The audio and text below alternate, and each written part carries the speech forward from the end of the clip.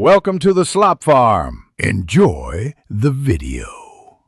In this video, I will explain how to replace your Ford F150 license plate light. First, you'll need just a couple of basic tools: a small flathead screwdriver and a new 194 bulb. Before you begin, make sure your truck's lights are completely off to prevent any electrical issues. This entire process is quite straightforward and should take you less than 5 minutes from start to finish, making it a quick and easy DIY fix. Now let's get to the light itself. Look directly above your license plate for the clear plastic lens cover. You'll notice a small notch on one side of the housing. Take your small flathead screwdriver and gently insert it into this notch.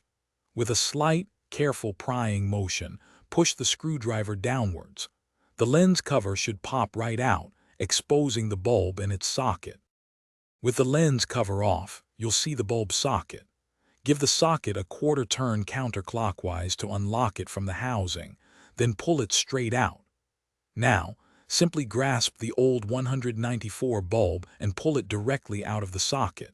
It might be a little snug, but it will come out.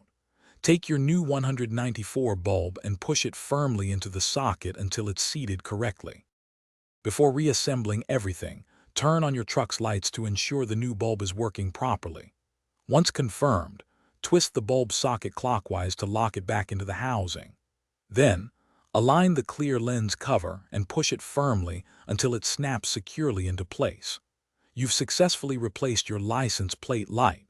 For more helpful tips and resources, including a book that can truly change how you think about money, check out the link in the description below, along with other great deals.